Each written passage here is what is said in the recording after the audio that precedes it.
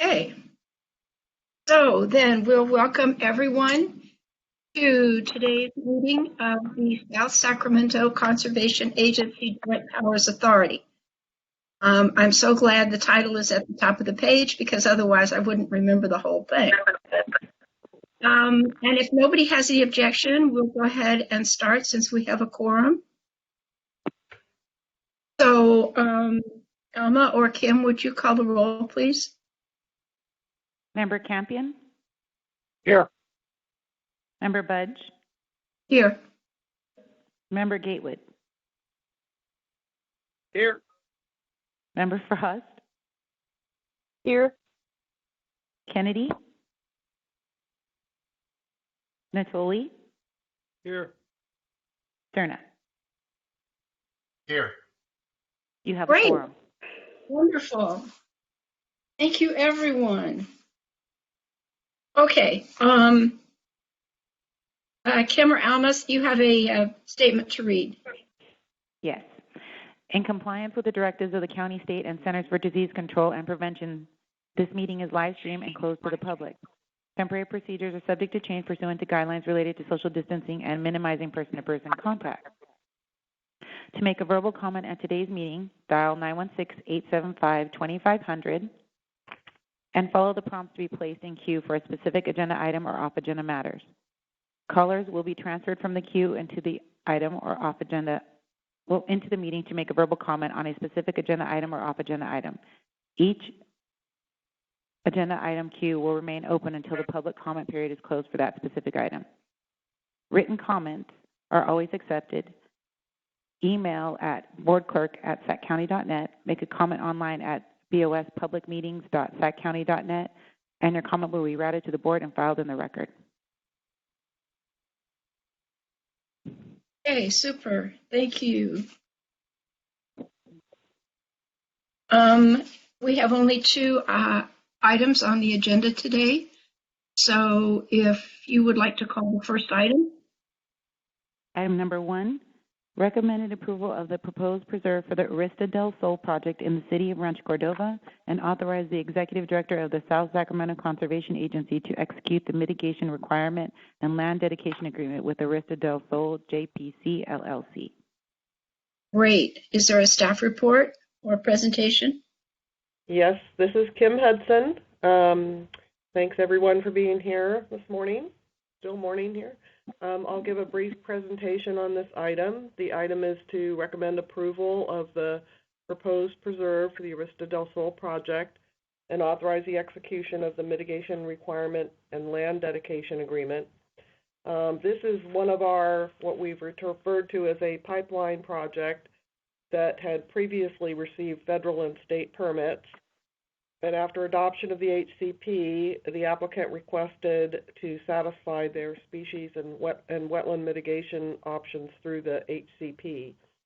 The preserve reflects the configuration approved by U.S. Fish and Wildlife Service and the Corps. On May 20th, the Implementation Review Committee considered the proposed preserve and recommended approval. The proposed preserve is a little over 50 acres. It's immediately adjacent to other existing and planned preserves. The preserve is in two segments. The western, the larger area, is proposed for fee title. And then I need to make a clarification here. The eastern area, my staff report indicates that that would be just a conservation easement, but actually the conservation easement would be over the drainage way portion, and the remainder of that eastern area would be held in fee title by the agency. So I want to make sure that was clear, and that's what's in the fee agreement. The proposed preserve meets the conservation strategy set forth in the Habitat Conservation Plan. So with that, I'll open it up to any questions that anyone has. Thank you. Darcy, do we have anything additional that needs to be added? No, from a staff standpoint, we're completely good with the preserve boundaries and the application they have submitted to us. So no issues. Okay, thank you. Any questions from the members, colleagues? Hearing none. Do we have anybody who's come to speak to this item, or that's a euphemism, any public comment on this item? The clerk of the board has not received any public comments for this item, or anyone signed up to speak for this item. Okay. So are we ready for a motion? Linda, this is Don. Yeah. I'm prepared to support. I assume a motion may come from somebody in Rancho, but I just wanted to ask, when we don't very often get, so far, lands that are actually within, the developing or developed urban or suburban area. Is there some sort of posting and or where you want to keep out intrusion in these preserves? Is there some fencing requirements, either fencing or posting cable, and and beyond some monitoring, whether it's in the city of Rancho or the unincorporated area or any one of the other member cities? I guess I'm just curious about that, because a lot of times these look like just open fields to folks, and are subject to oversight by the entity as it relates to illegal dumping or illegal access with four-wheelers and motorcycles. I'm just curious as to the approach is when we take these into the conservation plan, proposal to maintain the resource, but also interface with the neighborhoods and such, so that these treasured versus just Okay, Don, first of all, you're beginning to break up badly. Oh, I'm sorry. I'm here in my office. I don't. Okay. No, it's just, the audio was cutting out. We're going to see a lot of these because the vast majority of everything that that exists between Sunrise and Grantline is considered preservable. And I'm not aware of any specific fencing requirements, except perhaps when we have one that actually has become a pond or a reservoir. We have two of those on Sunrise that you're probably familiar with. Sure. And of course, the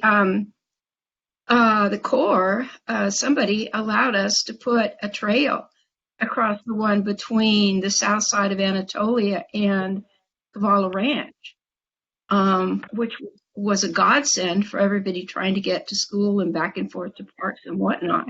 Right. Darcy, am I correct? We don't do anything formal. There are probably some signs, but that's about it.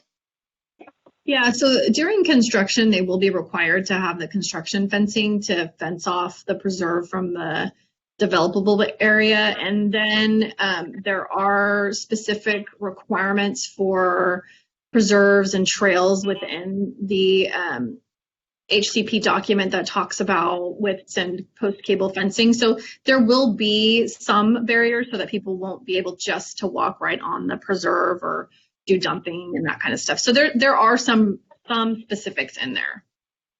Okay. And I guess that's helpful. I guess my question was just to, is there any responsibility by the Habitat Conservation Agency to not just oversee on paper, but to in the event, again, this is irrespective of what jurisdiction it's in, but particularly when you have that interface between suburbia and developed neighborhoods and such, and and certainly trails can enhance eyes on and such. But I'm just, I guess I was curious about that. Again, this just happened to be the one on here today, but it could apply anywhere. So yeah, well, that's a good question, especially when we're taking fee title. Yes, well, you're exactly right. Yeah, so it's not just an easement; it's a fee title. We're gonna own this property. So right. Yeah, this is Kim. I can speak to that. So for each preserve, there's going to be a management plan that's put into place, and that management plan is going to take into consideration the particulars of that preserve area and what needs to be done in terms of fencing, et cetera. And the plan itself took into consideration the fact that lands within the UDA that are held should be held under fee title as opposed to conservation easement to allow for that more intensive management and monitoring. So we So don't if you have had- that management plan in Yeah. place yet, but we will. Okay, so if you had an incident of illegal dumping or somebody breached the post and cable, and we've had this at Mather, so I can use that as a real life example where, Yes. you know, and even with assignment of full or part-time personnel, parks and so forth, and law enforcement being alerted to it, it can be problematic. But so if there was illegal dumping, whose responsibility is it the agencies or is it the manager of that particular? But if we have in fee title, I assume we're the ones that are going to manage it, right? Right. So that, or we can assign the responsibility for the actual physical management to somebody else. But ultimately, as the owner in fee title, the agency is responsible for making sure that those duties and that management are carried out. I would expect that we would find someone and contract with somebody to do that actual management. Okay. And as we're doing right now with the Ogden Ranch property, we're in the process of preparing that management plan, and I'm going to enter into an agreement in that case with Southgate to do the management. Right. So yes, and I think we have to do that on each project depending on the particulars of that property. But you're absolutely right. At the end of the day, the owner in fee title is ultimately responsible for how that property is taken care of. Okay, last comment on this then, and that's pretty much what I thought, but I just, in the event that there's timeliness to either dumped materials or breaches in, post and cable fences or illegal activity of some sort, then obviously if it was, emergent, then they could call the proper authorities. But if it's just something that's more latent, but nonetheless, who do they call? So if they call the city make the referral. If they call 311, or do they call the agency? So the agency at some point in time needs to, I think, make sure that access, and whether they call or report it via email or whatever, make sure it gets to the right folks. Because I find this even with our best coordination with transportation and parks related, accesses and so forth, that dumping or other types of illegal activity gets passed around sometimes, and 311's not sure who to make the referral to. So anyway, I don't mean to belabor this, but it was a point I just thought as we look at it, Ogden Ranch is a good example, although Southgate's pretty on the spot. So I think that's, you've got a good partner there. So, okay, that's all I have, Linda. Thanks. So Don, but you bring up a really good, it's a really good point, and you make me remember that, for us, our biggest issue is not something like dumping, but it's the threat of wildfire. Mm-hmm. And 2 or 3 summers ago, we did have some kids set afire with fireworks that really came to the back fences of the neighboring homes. And so in terms of management, is there any ability to do a 30-foot clear area around the perimeter of this stuff adjacent to civilization? Yeah, fire breaks. Yeah, right. Absolutely. Okay. That's important. It is important. The fire we had, actually, I'm pretty sure it breached the 30-foot cloud area and heated up some back fences. It was really close, and it was incredibly fast moving. So, okay. So do we have a motion?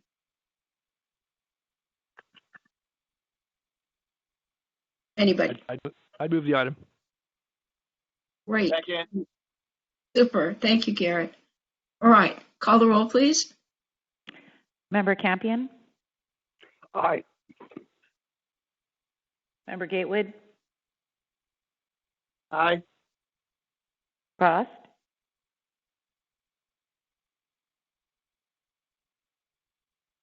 Frost? Member Kennedy? Member Natoli? Aye. Member Cerna? Aye. Member Butch? Yes. And the motion carries with the members present. Great. Thank you. Okay. Call item 2. Item number 2, Adopt a resolution authorizing the Executive Director of the South Sacramento Conservation Agency to execute the First Amendment to the purchase and sale agreement at the Van Bleck Ranch. Hello, it's Kim Hudson. So this is an amendment to the Van Bleck agreement. Following the adoption of the purchase and sale agreement last April, I received a request to modify the agreement so that the payment could be made in two parts instead of waiting until the entire amount was available. The terms of the agreement remain the same, so the only thing that we're changing here is the timing of the payments. So I think that's really all I have on that, but I can answer any questions that anyone might have on this. Okay. Questions from the members? Hearing none, do we have any public comment? We didn't. The clerk's office has not received any public comment on this item. Okay. Are we ready for a motion?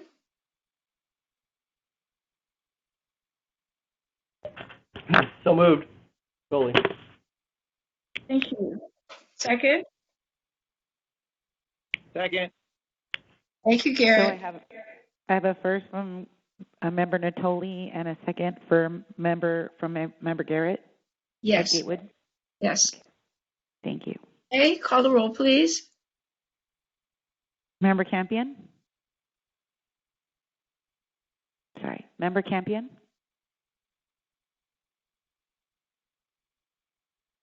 Member Budge. Yes. Member Gatewood. Yes. Frost. Kennedy.